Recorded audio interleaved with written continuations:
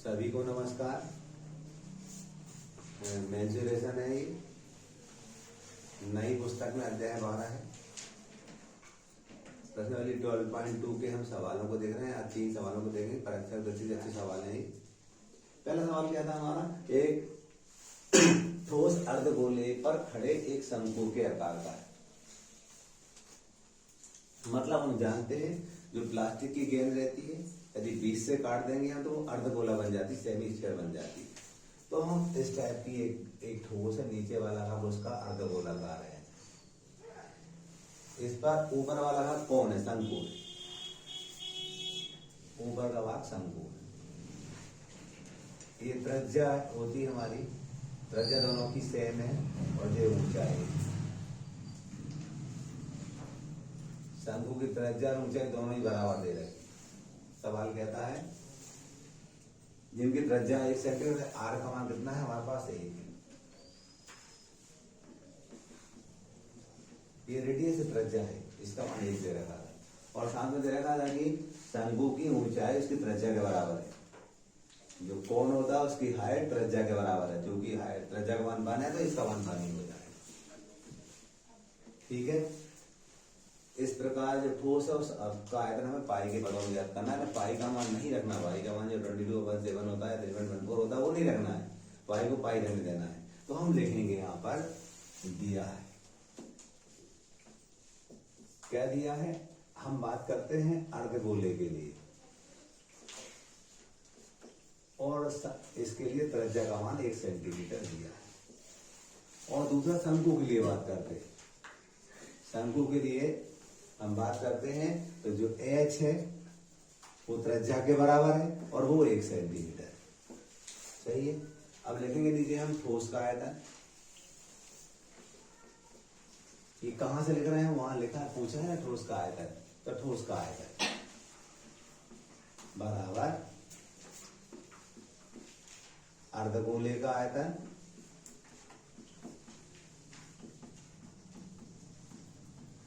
धन शंकु का आयतन।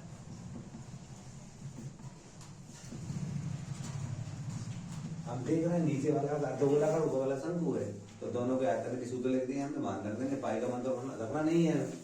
तो हम देखना आयतन का सूत्र लिखते हैं 2/3 पाई आर की घात 3 धन इसका 1/3 पाई आर स्क्वायर एच शंकु के आयतन का सूत्र होता है। पाई का मान तो रखना नहीं, त्रिज्या और ऊंचाई का रखना है। यहां पर हम 2/3 पाई, आर का मान हमारे पास 1 है तो 1 की घात 3 गुणा लगा सकते हैं धन 1/3 पाई गुणित आर का मान 1, 1 की घात 2, एच का मान भी 1। आप देखेंगे आप 1 का गुणा हम करेंगे कितनी बार कर लो? 1 ही आता है।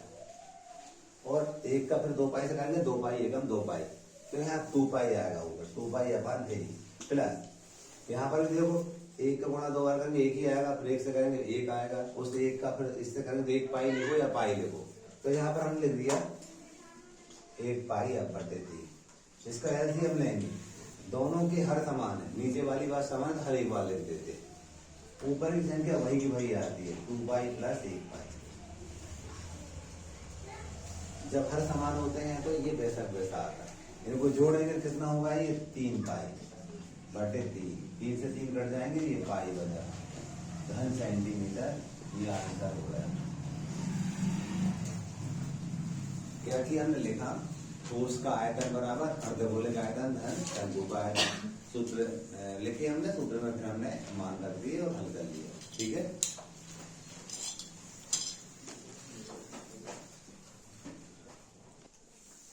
क्वेश्चन नंबर 2, एक बर्तन एक उल्टे शंकु के आकार का है। मतलब हमें एक पात्र दे रखा है, एक बर्तन दे रखा है, वो इस टाइप का है। ठीक है। इसकी ऊंचाई 8 है, यहां से लेकर यहां तक की ऊंचाई कहलाती है। ऊंचाई हमको 8 सेंटीमीटर दे रखी है। सही है। सवाल कहता है आगे ऊपरी सिरे की त्रिज्या 5 सेंटीमीटर है। मतलब ये जो त्रिज्या है यहाँ से यहाँ तक ये त्रिज्या कहलाती है, इसको कैपिटल आर मान ले रहे हैं हम, ये 5 सेंटीमीटर है। क्लियर? ये पूरा पानी से लेवल ऊपर तक भरा हुआ है। इसमें शीशे की कुछ गोलियां डाली जाती है, स्फेयर डाले जाते हैं, और एक स्फेयर का जो इसकी रेडियस की बात करते हैं आर, वो 0.5 सेंटीमीटर है। ये आर का मान। इसमें ऐसी कितनी गोलियां डालें कि ये 1/4 खाली हो जाए? सही सवाल कहता है।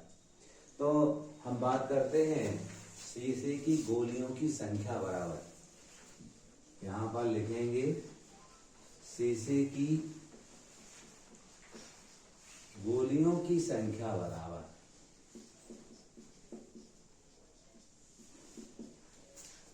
ऊपर लिखेंगे हम शंकु का आयतन बटे गोले का आयतन। अब मैं शंकु के आयतन में 1/4 का गुणा कर रहा हूं। क्यों? ये गोलियां अपन डालते हैं, उसके अंदर ये शीशे की गोलियां डालेंगे तो पानी खाली हो, कितना खाली होगा? 1/4 भाग, इसलिए 1/4 का यहाँ गुणा कर रहा हूं। ठीक है, अब यहाँ पर हम लिखते हैं, सवाल नंबर 2 कर रहे थे, शंकु के लिए क्या क्या दिया वो लिखेंगे, और गोले के लिए क्या दिया वो लिखेंगे। शंकु के लिए जो त्रिज्या है वो 5 सेंटीमीटर दे रखी है, और जो ऊंचाई है वो हमें 8 सेंटीमीटर दे रखी है। गोले के लिए त्रिज्या का मान दिया है 0.5 सेंटीमीटर। देखिए क्वेश्चन देखिए हमने लिख लिया। अब वैल्यू पुट करेंगे, हम देखेंगे आप बराबर बराबर से वर्टिकल लाइन लंबी की थी हमने 1/4 था, गुणित शंकु का आयतन होता है 1/3 पाई आर इस पर, यहाँ कैपिटल आर ले रहे हैं तो त्रिज्या आर इस पर एच, यहाँ पर गोले का आयतन 4/3 पाई आर की घात 3। ये फार्मूले लिख दिए दोनों के हमने। अब जो कैंसिल हो रहा है उसको कैंसिल कर दे रहा है, तो कैंसिल करेंगे, देखना ये वाला पाई से ये पाई कैंसिल हो रहा है, कर दिया कैंसिल। ये वाले 3 से ये वाला 3 से कैंसिल हो रहा है। ठीक है, जो नहीं हो रहा उनको लिख देंगे। अब जब लिखेंगे जरा देखना आप ध्यान से, बटे की लाइन खींच ली हमने लंबी, ये 1 था, 1/4 सही है, जे 4 ऑलरेडी पहले से था यहाँ पर। इसके बाद आप देखोगे गुणा लगाया हमने, इस आर का मान कितना दे रखा हमें 5, तो हमने लिखा 5 गुणित 5 गुणित इस एच का मान कितना दे रखा हमें, एच का मान 8 दे रखा, 8 रख दिया, गुणित इस वाले आर का मान कितना दिया हमें 0.5, क्योंकि घात 3 है 3 बार लिखूंगा मैं, तो यहाँ पर लिख दिया अपन ने 0.5 इंटू 0.5 इंटू 0.5। किसी को दिक्कत तो नहीं, वैल्यू हमने पुट कर दी। अब हम क्या करते हैं, इसको सिंप्लीफाई करते हैं, सरल करते हैं। तो पहले डेसिमल लगा, दशमलव लगा, उसको हटाएंगे। आप देखिएगा सब दशमलव हटाएंगे तो देखिएगा यहाँ पर 1 2 3 इनके बाद दशमलव है ना, तो तीनों दशमलव तो हम काट देंगे इस टाइप से, ये कट जाएंगे, ये दशमलव कटेगा 1 शून्य बढ़ जाएगी, ये कटेगा तो 1 शून्य बढ़ जाएगी, और ये कटेगा तो 1 शून्य बढ़ जाएगी। क्यों? ये दशमलव के बाद 1 अंक था इसलिए 1 शून्य बढ़ गई थी, यहाँ दशमलव के बाद 1 अंक था 1 शून्य बढ़ गई थी, यहाँ दशमलव 1 अंक था 1 शून्य बढ़ गई। क्लियर? अब क्या करते हैं, आसानी से काट देंगे सब संख्याओं को। देखिए ये 5 है, 5 एकम 5, 5 एकम 5, सही है। फिर ये काटा 5 बन जाए 5 और ये 5 बन जाए 5, सही है। फिर देखिएगा 4 से काट रहा हूं मैं, 4 बन जाए 4, 4 एकम 4 हुआ हमारा। यहाँ काटेंगे हम तो 4 दूनी 8 2 हो गए, और इसके बाद 3 शून्य 3 शून्य लगा दिया, सही है। फिर 4 से काटा, 4 एकम 4, 4 बन जाए 4, 4 5 जाए 20, 4 बन जाए 20 और ये 2 शून्य बचेगी। अब किससे काटेंगे, 5 से, 5 एकम 5, 5 एकम 5, 5 शून्य 5 शून्य, तो ये 100 गोलियां इसके अंदर डालेंगे, तब ये 1/4 खाली होगा। ये आंसर हो गया हमारा, बड़ा इंपॉर्टेंट है, एग्जाम में आते रहता है। ठीक है,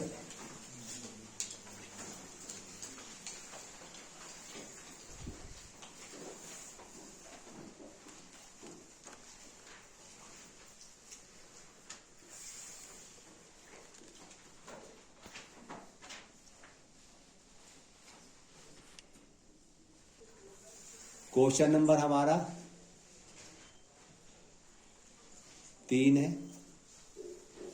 तीसरा क्वेश्चन क्या देखेंगे आप, एक इंजीनियरिंग का छात्र है रचेल करके, उसे एल्यूमिनियम की शीट दी जाती है, और सीट से उसे एक मॉडल बनाने को कहा जाता है। मॉडल का आकार कैसा होगा? बीच वाला भाग बेलनाकार होगा। बीच वाला भाग कैसा होगा? बेलनाकार होगा, ऐसा।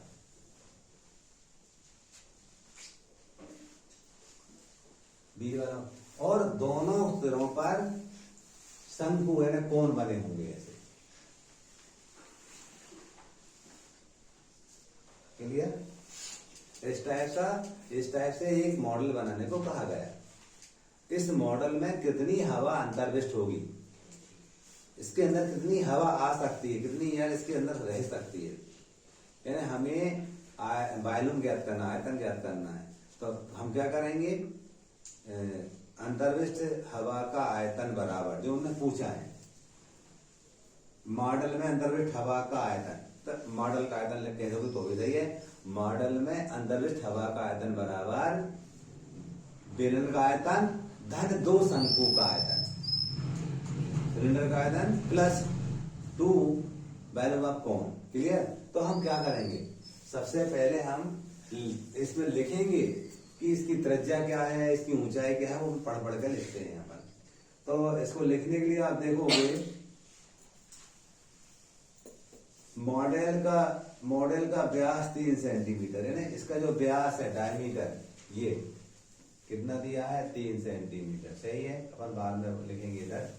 और इसके बाद वो कह रहे हैं कि जो इस मॉडल की लंबाई है टोटल, यहां से लेकर के यहां तक की जो लंबाई है वो हमारे पास 12 सेंटीमीटर कितनी दी है? 12 सेंटीमीटर दी है। और शंकु की ऊंचाई यहां से यहां तक की हमें 2 सेंटीमीटर दी है। डेफिनेटली ये भी 2 सेंटीमीटर होगा।